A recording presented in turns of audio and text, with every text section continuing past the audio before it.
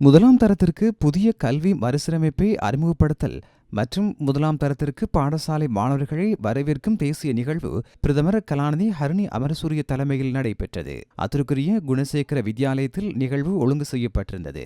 அதன்போது அடையாளம் நிமித்தமாக பிரதமர் மரக்கன்று ஒன்றை நாட்டினார். அதன் பின்னர் வகுப்பறைகளுக்கு சென்று பிரதமர் மாணவர்களுடன் சுமூக கலந்துரையாடலில் ஈடுபட்டார். புதிய கல்வி மறுசீரமைப்பை அறிமுகப்படுத்தும் செயற்பாட்டின் ஒரு கட்டமாக முதலாம் தரத்திற்கான கல்வி மறுசீரமைப்பு நடவடிக்கை இன்று இடம்பெற்றது.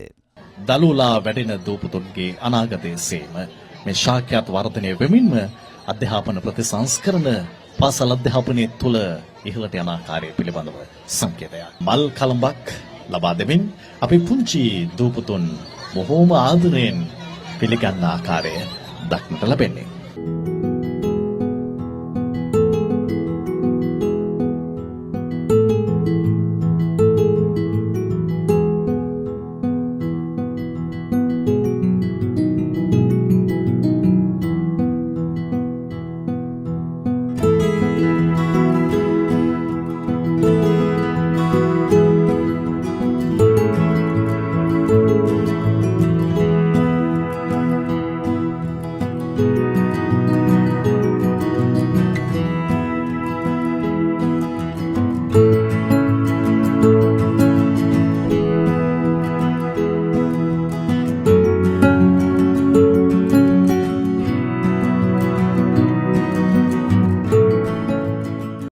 புதிய கல்வி மறுசீரமைப்புக்குரிய பாடப்புத்தகங்கள் மாணவர்களுக்கு வழங்கப்பட்டன.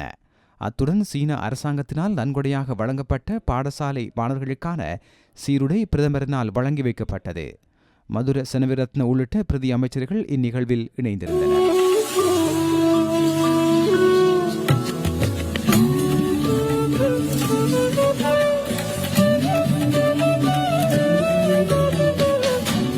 අපේ දැන් බලාපොරොත්තුව නවක සිසුන් නිල වශයෙන් පාසලට ඇතුළත් කිරීම. මලිදුව ගමගේ නිහන්සි විද්වාන් සමත් ඒ ආදරණීය පුංචි මල් කැකුලට ආරාධනා කරනවා. ஒவ்வொரு பிள்ளைக்கும் வளமான நாட்டில் வளமான கல்வியை பெற்றுக் கொடுக்கும் பொறுப்பை அரசாங்கம் பொறுப்பேற்றுள்ளதாக பிரதமர் இதன்போது குறிப்பிட்டுள்ளார். இன்று எமது நாட்டில் மிகவும் தீர்மானமிக்க மைல்கல் அடையாளப்படுத்தப்படுகின்றது. பல தசாப்தங்களாக நாம் புத்தகங்களை அடிப்படையாக கொண்ட அறிவை பெற்ற போட்டித்தன்மை மிக்க கல்வி முறைக்கே பழக்கப்பட்டுள்ளோம். இந்த முறையினால் பெரும்பாலான பிள்ளைகள் கல்வி முறையிலிருந்து வெளியேறுவதை எம்மால் தடுக்க முடியாமல் போனது. ஒவ்வொரு சந்தர்ப்பங்களிலும் பல பிள்ளைகள் கைவிடப்படுகின்றனர். ஒவ்வொரு பிள்ளையினதும் கல்வியை பெற்றுக்கொள்ளும் உரிமையை உறுதிப்படுத்துவதற்கு தேவையான புதிய கல்வி முறை இந்த நாட்டுக்கு அறிமுகப்படுத்த வேண்டியது எமது தேவையாக உள்ளது. அதன் அடிப்படையில் ஆசிரியர்களை மையப்படுத்திய கல்வி முறைக்கு பதிலாக உண்மையாக மாணவர்களை மையப்படுத்திய கல்வி முறையை ஸ்தாபிப்பதற்கு நாம் நிச்சயம் நடவடிக்கை எடுப்பதோடு சகல குணநலன்களையும் இரக்க குணமுடைய எதிர்கால சந்ததியினரை கட்டியெழுப்புவதற்கு இன்று ஆரம்பமாகும் கல்வி முறையினூடாக அடித்தளம் இடப்படுகிறது என்பதை நாம் நம்புகின்றோம். ஒவ்வொரு பிள்ளைக்கும் வளமான நாட்டில் வளமான கல்வியை உண்மையாக இலவச கல்வியாக்கும் பொறுப்பை அரசாங்கம் என்ற அடிப்படையில் நாம் மிகவும் மகிழ்ச்சியுடன் ஏற்றுக்கொண்டுள்ளோம். இந்த மறுசீரமைப்பு செயற்பாடு பாடத்திட்டங்களில் மாற்றங்களை கொண்டு வருவது மாத்திரமல்ல, முழு கல்வி கட்டமைப்பிலும் மேற்கொள்ளப்படும் மாற்றம்.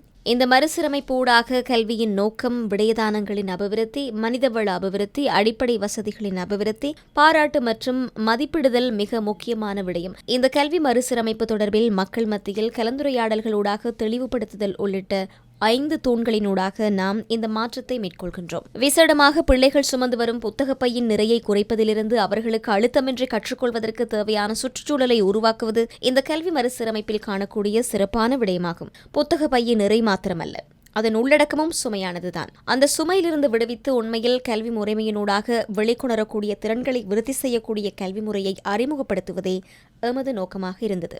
எமது நாட்டு பிள்ளைகள் மகிழ்ச்சியாக பாடசாலைகளுக்கு வருவதை காண்பதே எமது எதிர்பார்ப்பு. අපි ඉඩ නොතබන බව විශ්වාසයෙන් ඔබට කියන්න කැමැතියි.